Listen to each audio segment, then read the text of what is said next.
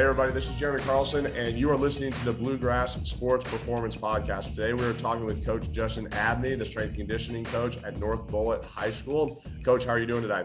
Doing well. Thanks for having me. Good. Thanks, Coach, for joining us. I really appreciate it. Before we really get diving into this too much, Coach, tell us a little bit about your background, where you're from, how you got to where you are today. Well, I'm originally from Carlson, Kentucky. Went to Nicholas County High School. Been coaching for about 22 years, 15 years at North Bullitt, and kind of got started. My original degree was in chemical engineering. Got a bachelor's in that from UK. Didn't really want to stay in that, and was in Tennessee working at Eastman Chemical Company. So I just went over to the East Tennessee State and walked in the office of the strength coach and said, "Hey, I'd like to learn more about this." He was a great guy. Coach Morrow, a great guy, really took me under his wing and told me kind of what I needed to do, some of the classes I needed to take there, and get my CSCS.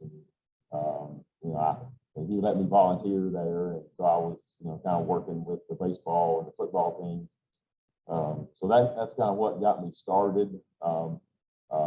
Then I started in the field, I guess, and then in the high school area. At the time, I was already married and had one kid, another one on the way. There was an opportunity to be a GA there. We just couldn't make it work financially. So I had an opportunity to move to South Carolina and be a strength coach and football coach down there. So it's kind of how it started. Just kind of trickled down from there. I just moved back to Kentucky because we wanted to be close to the family. If I was going to do the high school thing, I could do that in Kentucky. So moved back to my hometown, Nicholas County. Was there a couple of years. Then moved down to Bullitt County, Bullitt Central there 4 years, and then at North Bullitt 15. So, we're kind of a winding road at first, but really excited to be that I landed where I am. To get to see the kids go through school and all that stuff. Pretty cool. Nice. That's awesome. And it's always great to hear and listen to people about how they've gotten to their path. Because there is this traditional way of thinking about how you get into strength and conditioning, doing your internship and then moving on. And then eventually, if you're going the college route, just continuing to progress from a GA into a intern to a, full-time strength and conditioning coach and eventually be a director. But it's been neat in these conversations to be able to see how people have taken a windy road, and it's not all a very linear path, but along the way, I think you probably learn a lot of great lessons while you're doing it. I had, those 3 classes there at East Tennessee State, and got my CSCS, and I've just kind of had to, read a lot of books and talk to a lot of people and listen to a lot of podcasts, and learn things the hard way sometimes, try and that doesn't work, try something else. So it was a fun path.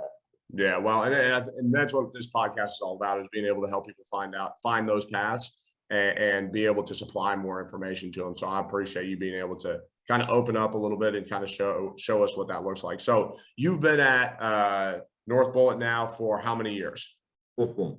15 years. And I just found this out about you when we were setting this up. I didn't realize that you were also helping out with football. So on top of being the strength and conditioning coach, you also are football. What other roles do you kind of have within the school? Well, I'm a chemistry teacher and physics teacher. So I do that. That's my full-time job. And then I do the weight room and everything after school. Nice. We have another coach that's in the weight room during the fall semester since I'm coaching football. So I'm in there full time after Christmas.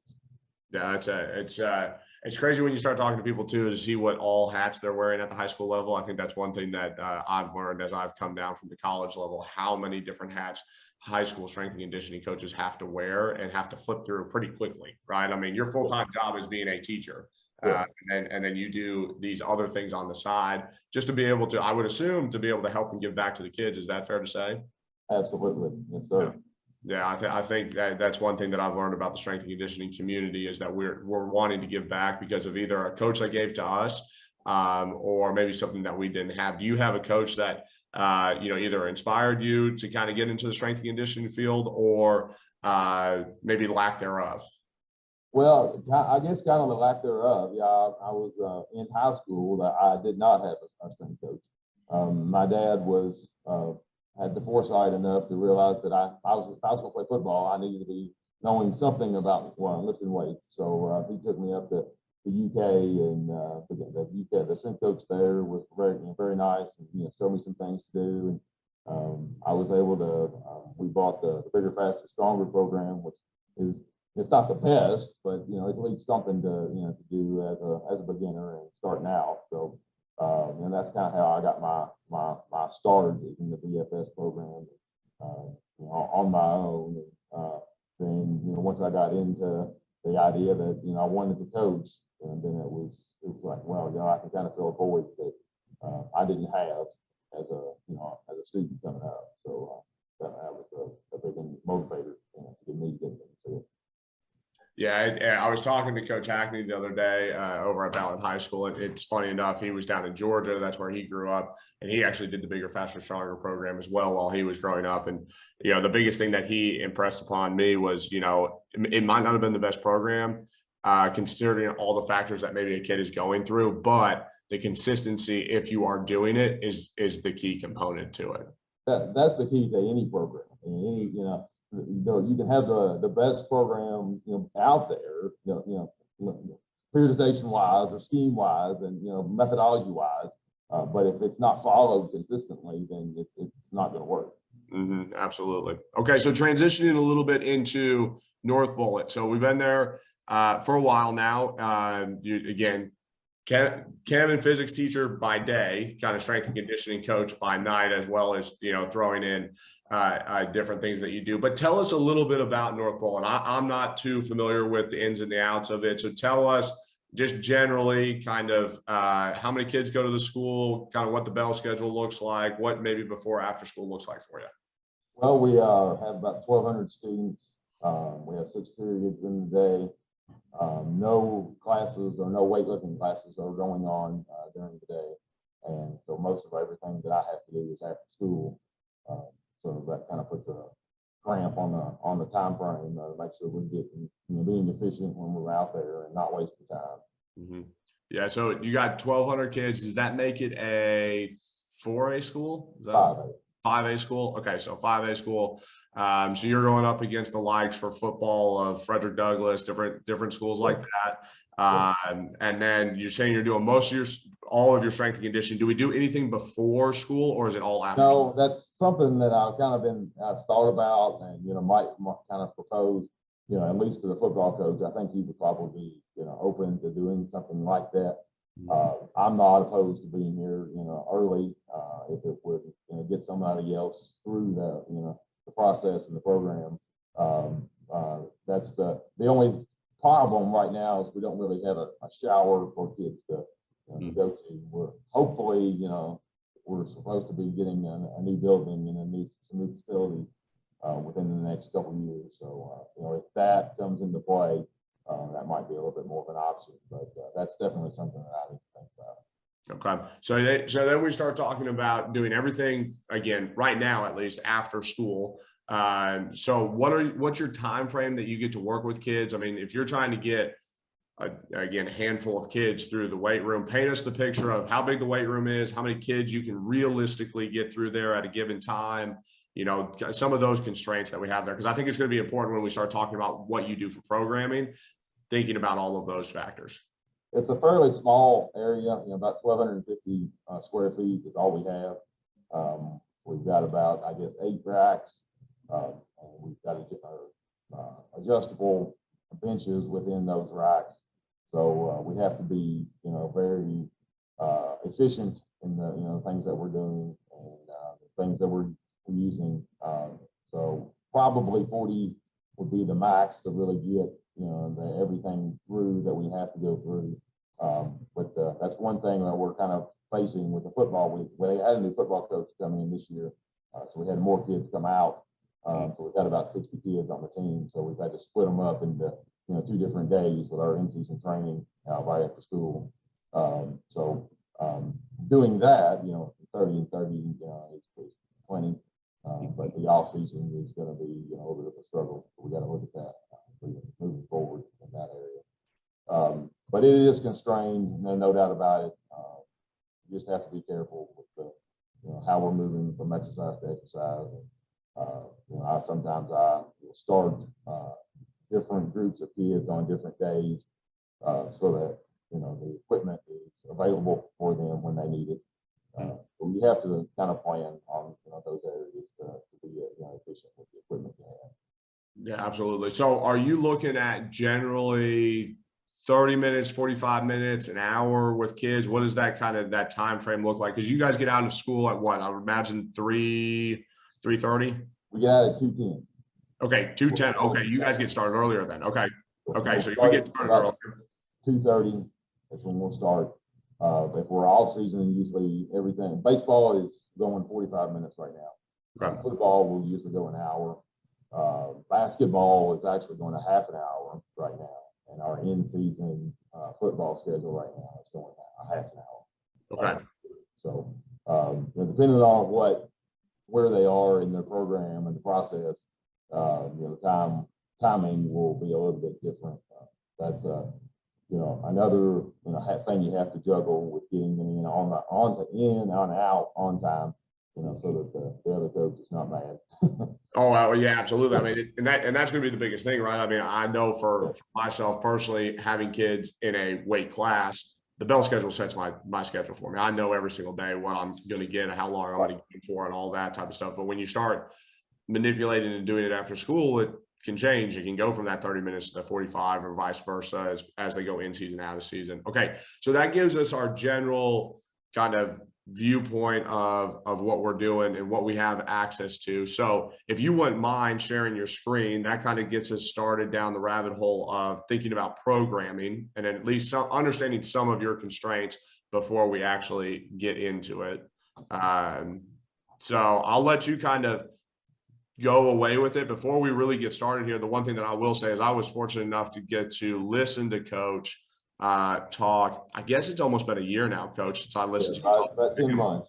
Yeah, family day. And Coach went over great stuff for his baseball team and what he does and considerations that he takes into there. And so I think he's going to go over some of that with us. But Coach, I'll let you take it away and start talking about kind of how you see it and where we are and all that good stuff.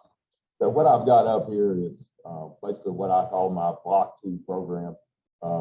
When freshmen come in, they're going to start on the Block 0 program. So that's mostly linear programming as far as periodization goes. And then the sophomores would be in the Block 2 program. And then the juniors and seniors would be on this Block 2 program. So it's a little more advanced. It has something that where they can determine how much weight they're going to increase with the APRE programming process or periodization scheme.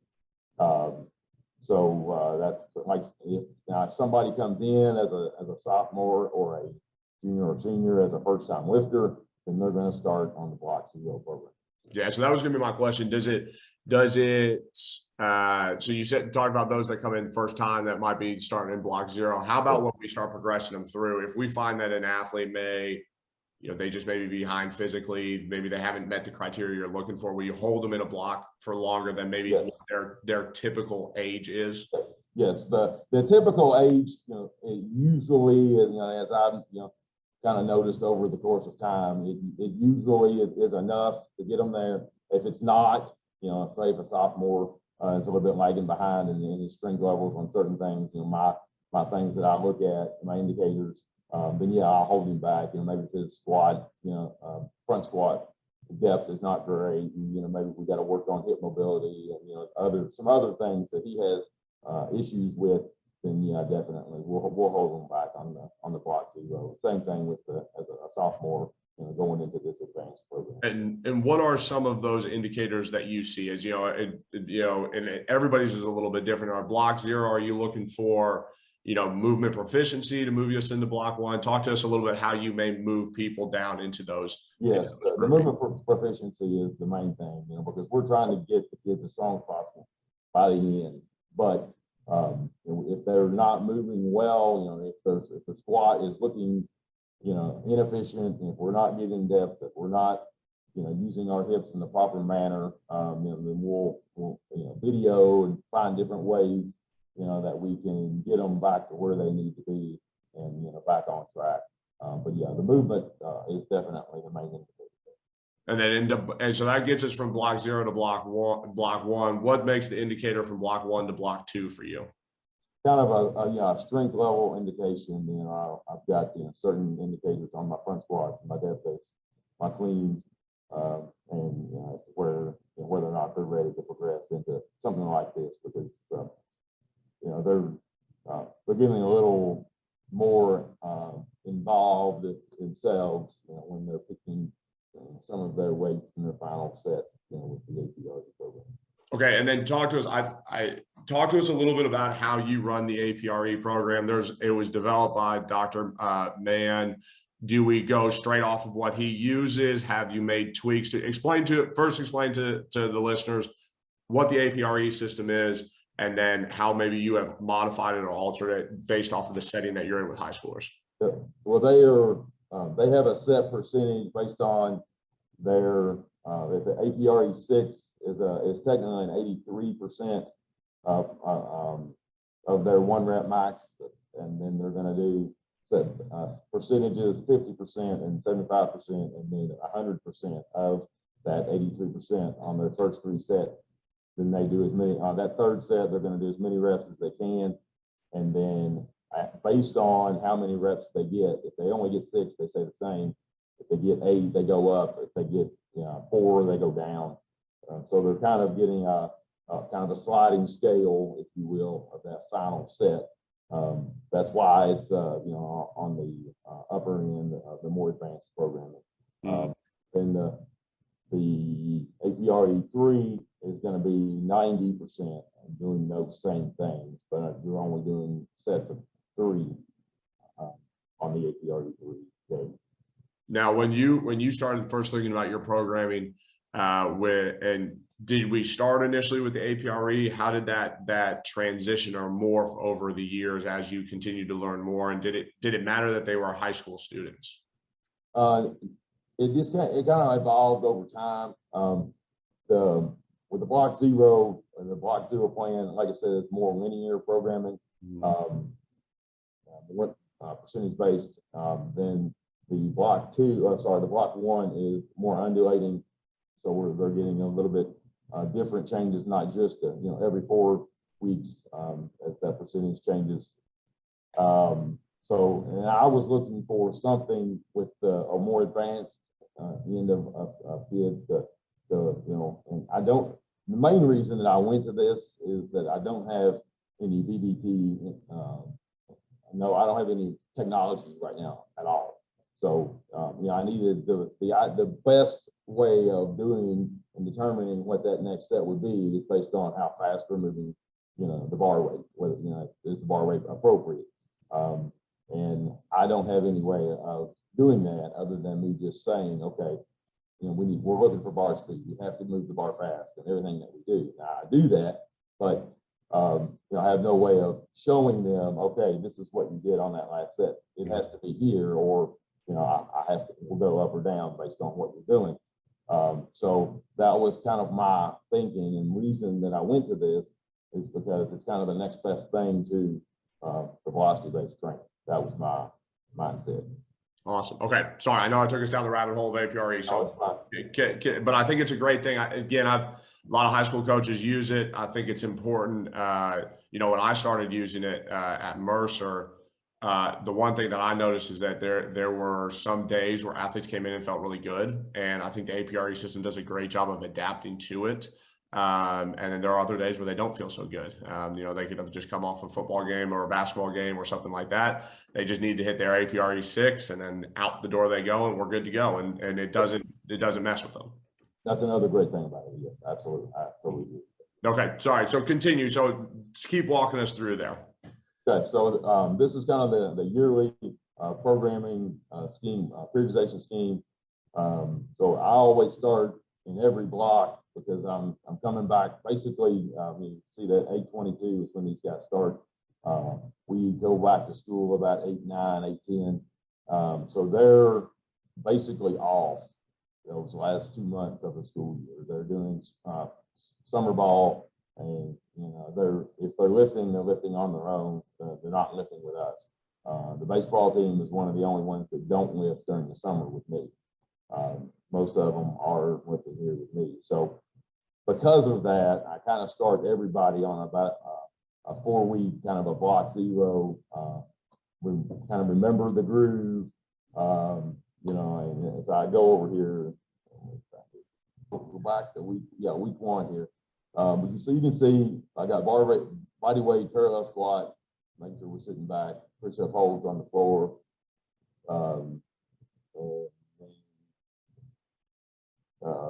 Kettlebell, dumbbell, kettlebell, there. Kettlebell deadlift, I'm sorry. And then our ISO holds is a key thing that I'm using. There it is on the cleans. RDL ISO holds. We're holding that position at those particular positions. So we're making sure that we're getting the right positioning, remembering those things. Like I said, this is the same thing that the block zero freshman guys will go through. Gotcha. But we're kind of remembering over it, kind of bringing it back to the older guys to just remember those positions. And with the push-up holds, the back's flat. They're not, the butt's not up in the air. They're not sagging in any way. Those types of things. But just to kind of remember, where they are, in this process, making sure that the movement patterns are right. Then they go to the goblet squats. Still on those ISO holds with the RDLs. Squat ISO holds, then you see that on day 3 down there at the bottom. They're on kettlebell squats too. So we're holding those positions without a box or anything like that, so that they remember where they're supposed to be at those different degrees levels. And it usually brings us back into where we need to be. That's why. And how did you get to this point, right? I'm sure there was a point where maybe we didn't progress them this methodically through it as they came back for their or maybe you did, and you credit that to a coach. Over the last, probably 5 years, I've become a lot better strength coach than I was beforehand.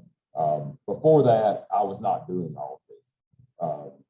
But the COVID year, I kind of was able to take some time and kind of revisit my programming.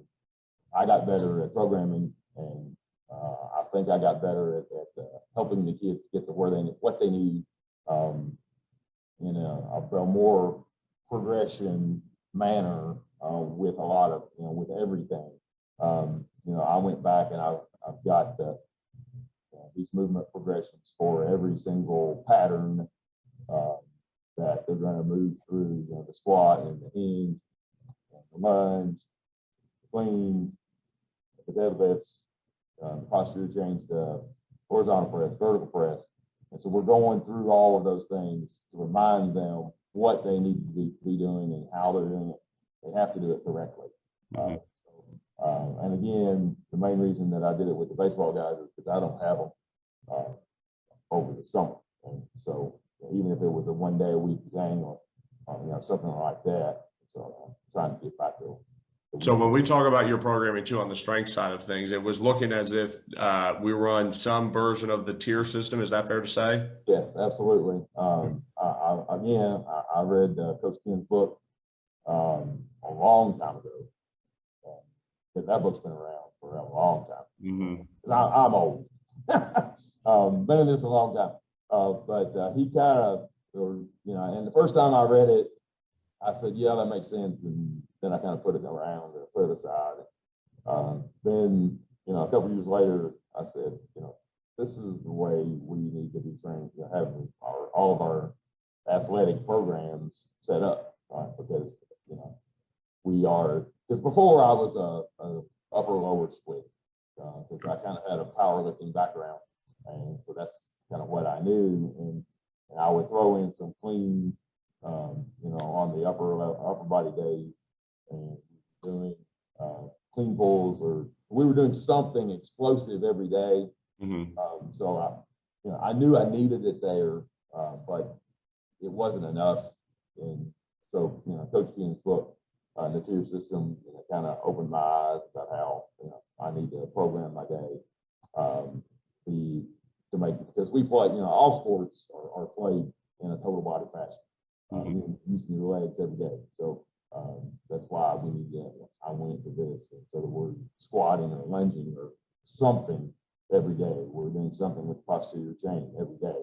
And that, I knew it, but his idea about how to put it all together just kind of really made sense once I, had a little more experience in programming, and it made sense the second time around. So and if I was looking correctly on that, if you go back to your baseball, what you were showing us earlier there, so when we're looking at this, right, I think in Coach Ken's tier system, right, I remember I was similar in the fact that I remember reading that as one of my very first books that when I got into strength and conditioning, his movements that he had was on Monday we go TLU, and then everything just rotates up or down, however you want to consider it, LUT on a Wednesday per se, or your second day, and then you finally finish with a UTL split on the last day, and there's posterior chain and all that. But it looks like, from what I can tell here, and you can tell me if I'm wrong, but it looks like you've kind of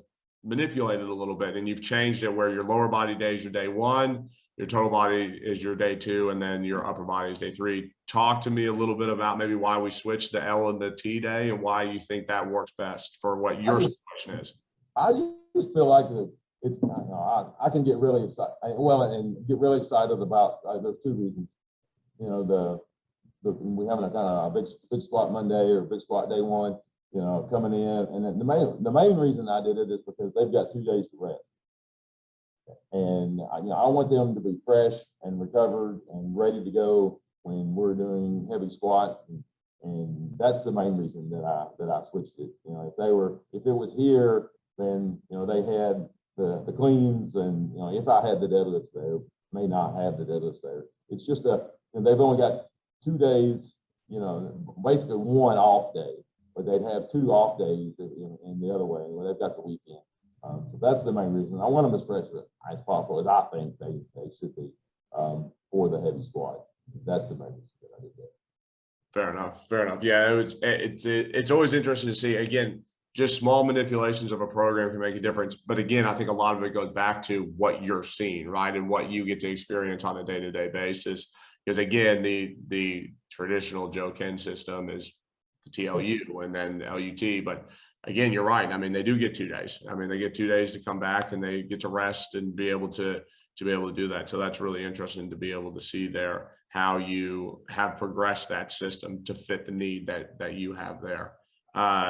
Anything else that you want to talk about in terms of maybe something that might be unique to your program that you're doing with those off-season kids in this block too, that maybe a little bit different, or something that you like to kind of hang your hat on? Well, I like what we're doing with the med balls. And we're doing those, 2 of them every day, and because we're trying to get rotational power, and we're trying to get core activated, and kind of link the 2 things together, and making sure that we're able to transfer energy from the top to the bottom with our core strength and ability there. So those kind of hit both ends of things. And Eric Cressy is a great, that's where I got all this stuff from. And this was actually, I found it free on his website. It's a little video you watch. And he goes through all of this. And my descriptors are over here, just that's not me. He just shows you how to do it there. But I also got some more ideas from the baseball summit that Kent and TCU kind of put that together. Great information. Again, I'm trying to go to clinics and to be on those the podcasts and the baseball summit. I'm trying to continue to learn. It's these cutting edge things, and apply it to my setting. Some of those guys are college guys, and but there's still a lot of stuff that we can get from Zach Kent's got a book, movement to maxes, for making sure that we're making sure that movements are the first thing that we're looking for. That's the main indicator of before we progress. And so that's again a great read if anybody hasn't read it.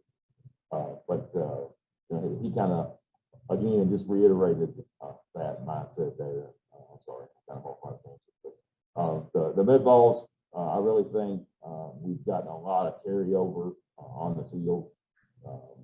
I think Coach White said that the first year we did this, we had a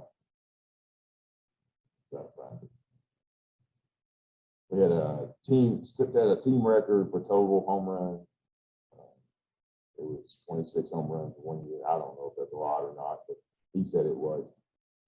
Scored 325 runs as a team, most in 7 years. So 92% of the team improves. Sorry, that's on the sprint stuff. But we're getting in a lot better rotation, and we're hitting the ball a lot more accurately and a lot more effectively. And so I think that's a good thing that we're doing with the change that we went to there a couple of years ago. That's awesome. And I think this was one of the things that you might have presented on, or partly presented on last, again, I think it was November, October, something like that. It was something that I thought you did an excellent job on, and it was great. I think, was it your son that was there? Am I correct on that? Yeah, he was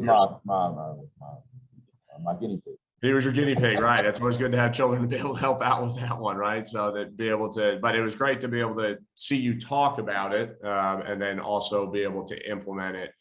Some of the things that you were looking for with the kids there. So that's great. And this is a great resource I've looked into. I didn't know about the baseball summit, but a lot of Eric Cressy stuff, he does an excellent job with that. If people want to know more about that, kind of where would they go to look? Where did you go to look initially to learn more about it? The ericcressy.com, and then trying to think about the baseball summit. You just follow Zach Kent on Twitter. That's where I saw it. Okay. There's several of those guys that were on there, the people that I already follow anyway. That's awesome. But now again, Twitter has been a very good resource for me to learn some new things as well. It can be a very, very powerful tool. Well, it's how we got to be able to do this podcast today, right? Being able to have those connections. Again, we met in person, and but to be able to stay in contact, or at least check in and say, hey, this is what we're doing, and we can continue to do that work, which is awesome. It can be also a negative tool if used incorrectly, but it can also be a very powerful tool if used correctly. And I think the strength and conditioning world only continues to gravitate towards it and be able to put out more information. There's, of course, always the negative side of it that people get into arguments about.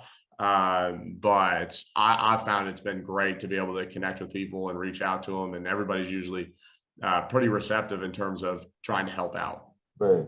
I don't feel like knowing I'm smart enough to argue with anybody about anything. So I just read. Yes, you and me both. I sit in the background and I just take in the information, and it's good to see somebody, or some people are so passionate about it. I'm all right with just staying in the background and reading it. Yep. That's awesome.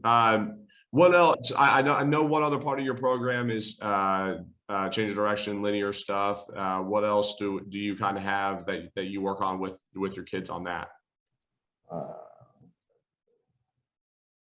We'll go 3 days a week with the sprints and the agility training as well. I got the kind of a start, the first half of this from when I worked at Bluegrass Sports Performance a long time ago in Louisville. So the sprint mechanics, we'll change this about every 2 or 3 weeks. It starts with an A march and an A skip, and we'll just do various things to kind of remind them, the proper path to have when they're sprinting. And in the wall drill, same kind of thing. We're making sure we've got a 45-degree angle every time we sprint, making sure we've got the proper arm angles and the proper arm movement patterns and pads. So, those are two big things that can, really help improve the times of the kids pretty quickly.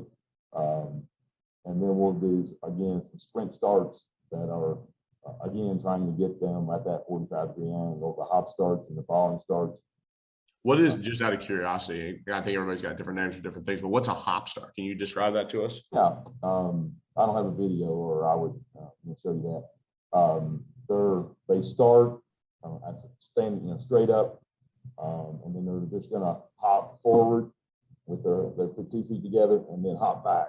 The idea is that they eventually, when they hop back, yes, they're going to get that 45-degree angle. Makes sense.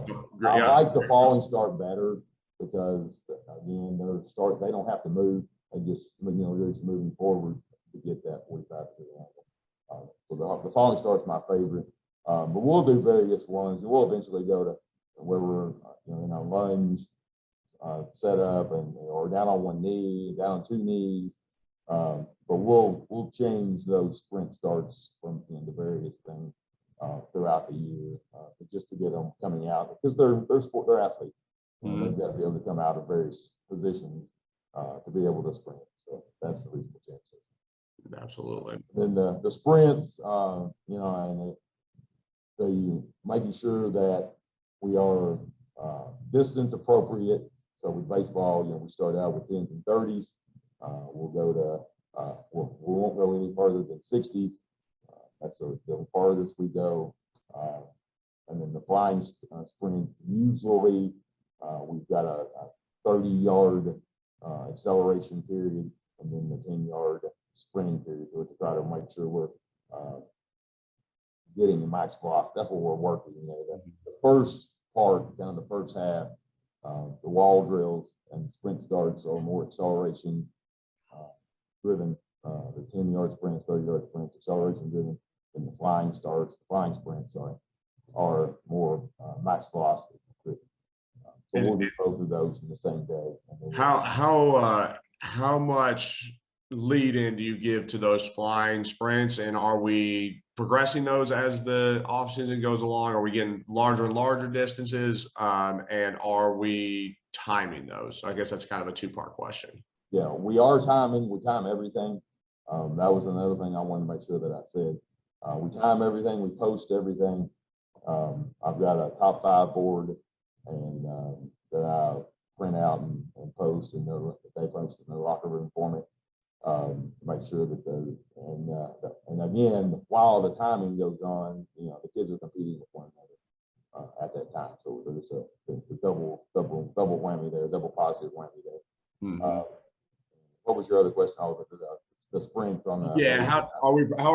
What's the distance that we start with, and then do we increase, decrease? How does that work in your program? I usually start with 30, and then progress to 10. Okay. So I start farther and progress to so we can try to, we give a longer period to get the max speed, and then I'm going to giving them a shorter period to get the max speed. And is the hope to, as you progress along, because if you have 30 yards to build your speed up, theoretically you should be able to hit a faster flying 10. Yes. Is the hope that as the distances decrease, but we've been in the training program longer, that we're trying to hit similar, if not faster? Is that kind of your thought process there? Yes, exactly. Because the shorter distance time sort of lead in is more, similar to what they're going to have on a field of play. So, that's the reason that we're trying to go with that. Got it. Awesome. And then what are we doing with plyos on that day? And then this is kind of where we start. We start with the vertical jumps and the board, again, just basic stuff. Again, making sure we're landing properly, making sure we're getting explosion, that we're swinging our arms, we're bringing them through. But the landing is the key. And they're not on here, but I usually start. I should have put that on the first one. We just kind of go off of the box like a drop jump to just that practice the landing before we do any of these jumps to make sure that we're good with it. We usually do that kind of in the weight room before we do that. But then lateral broad jumps, again, all that's 2-footed. Power skips for height. So now we're taking that skipping thing and trying to get as high as we possibly can on every step. Same thing for distance, and then that's forward, and then that's lateral. The day, I'll skip day 2 in a second. Day 3 is the same thing for the first few weeks. Then agility, again, just basic movements. We start with the ladder and the cone, pro agilities.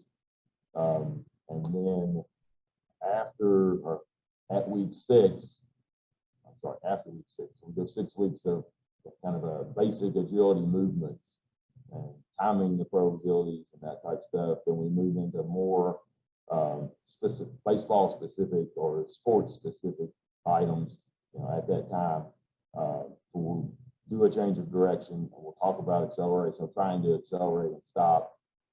This is where our curve, running and sprinting would come in eventually. Obviously, I'm not going to start there, but that's where. And thinking about it more of a lateral or angle acceleration and agility than just the basic agility movement. So that's Yeah, absolutely. How are you recording and timing some of these? Are we doing it off of hand? Do we got some type of timing system? What have you found? What have you done? Right now, we're using a handheld apparatus. I bought a pre-lap timer, and I can't I can't get it to work. I'm a little technology a little bit. It's not my friend sometimes. So I have to go back and look at that. Try to. We used to do a little bit with the football guys at the beginning of the year. The only thing, my only hang up is, yes, they're going to be more accurate once we figure out how to use it, but it just takes so much time. Yeah. And that's my only hang up with it. It's not, if I'm trying to get, even when we bought a second little apparatus that attached to the waist. Yeah. And you've got to, and I guess with baseball, it's probably a little better. It's probably only 30 kids. It might not be that bad. I've got 2 of them, and I paid for them, so I've got to figure out how to use them. Yeah. The one thing that the one thing that I talked to Coach Hoover about this down in South Carolina, about how, because he likes to use the free lap, especially since it's so sunny down there. He can't use his dasher system. The one thing that he talked about was getting belt clips. I don't know if you've ever looked into that, but having belt clips, so then all you do is clip off, hand it to the next. Oh, okay. That's a good idea. Instead of having, because I found it too. I've got a free lap system to take it apart, put it on the belt, clip it off, and then every once in a while you're going to get a kid that runs and it's going to fly off, and you're going to like, well, crap, go back and run it again, right? And he used just it's almost like an elastic band that you got in your shorts, right? He found something like that. So all they do is just unclip, here you go, and then we go again. I'll try that. So that's a worthwhile way to do it, especially if you can get it running. I mean, it does help out, because then you can just sit there and let the information come in and take it down as it goes. Yeah. That's awesome. Okay. I feel like we've hit on a lot of things. Are there other things that you want to touch on in programming here that maybe I'm not diving into, or anything again that you're doing unique that's a little bit different? I don't think so. I think we talked about everything. Yeah, again, this is great. I think this is a great starter for us to kind of get a look into, again, a different program that does things different ways based off of the setup that they have. And I really do appreciate you coming on and being able to do this. It's been really good. And tell people as we kind of wrap up here, how listeners can reach out to you or follow the work that you're doing at North Bullitt. Best way probably is just send me an email. I check that very often, and that's Justin, JUSTIN .Abnee, ABNEE @Bullitt, BULLITT.KYschools.US. Awesome. Well, hey, before we go, this is the one last thing that I want to do, and I'm going to kind of catch you off guard because I didn't put it in our show notes to start out, but go ahead and promote your powerlifting competition that you do. This is something that I was fortunate enough to bring my team to this past year, but promote it for us. Talk to us a little bit about why you do it, what the money is used for, different things like that, so people can get an understanding. And if you've got a date out there, you might not already, but if you do have a date, give us what that will be. Thank you. Yeah, we host the state powerlifting contest every year. It's a push-pull contest where we have a bench press and a deadlift that we're competing with. It's always the first Saturday in March. Let's see my calendar here.